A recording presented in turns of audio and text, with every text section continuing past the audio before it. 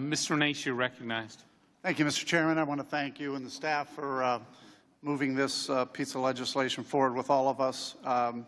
Look, it's kind of interesting. As I listen to both sides, and I appreciate what Mr. Kine said about what President Obama got, look what President Trump has today. If we do nothing, President Trump, and then if he's there for 8 years, we'll experience an $8 trillion to $10 trillion debt increase too. So at some point in time, hardworking taxpayers are looking to us to get something done. And they're sick and tired of the politics, and they're probably sick and tired of watching this hearing because we're going back and forth, and at some point in time, we've got to do what's right for them.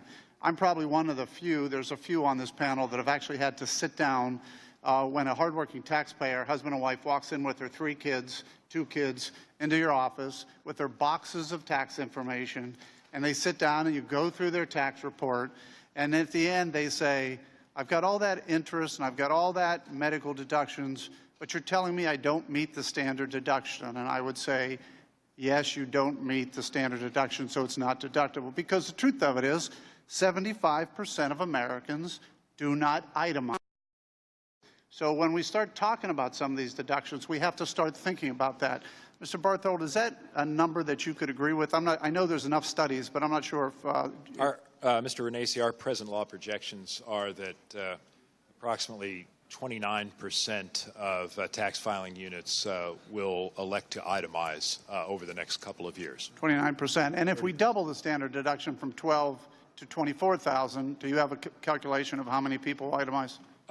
We've estimated that for next year under HR 1, the chairman's amendment, approximately 6% of tax filing units would elect to itemize. Right. So we're talking about 6% of the people. So when the other side continues to talk about interest and talk about state and local taxes and talks about medical and talks about all those issues which are itemized deductions, we're talking about 6% of the people. And most of those, I don't know if you have specifics on those, are probably the wealthiest of individuals who can itemize?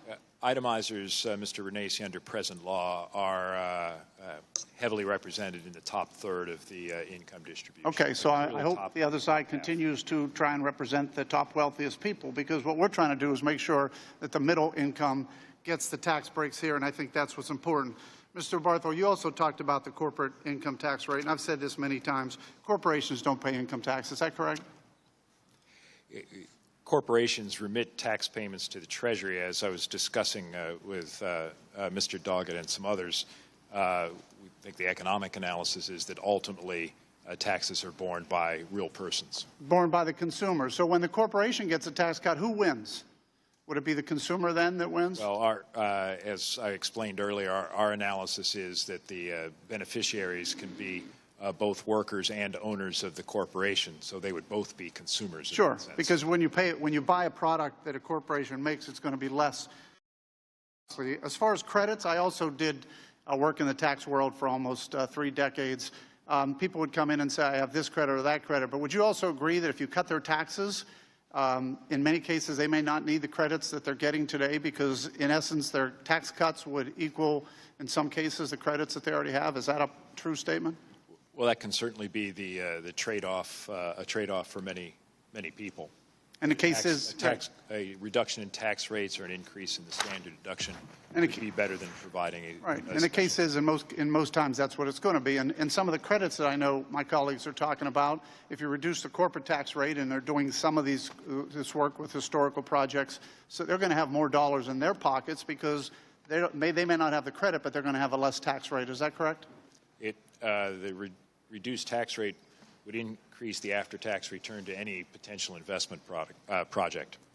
So it is true that if we cut the taxes on hardworking taxpayers, they're going to have more money to decide what they want to do instead of giving it to the federal government. They would have more money to make choices with, yes, sir. Right. So this is pretty simple. I mean, again, we can argue all day about this deduction, that deduction.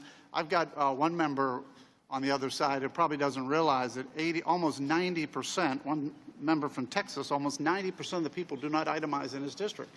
These are the numbers they should be looking at, as we've looked at, and make some decisions on whether we should be fighting for some of these things or not. So in the end, again, I thank you for what you're doing. I do believe This is a plan that will give hardworking taxpayers more money. It'll stop the burden of giving the federal government more money, which people back home are tired of giving the federal government money for them to waste.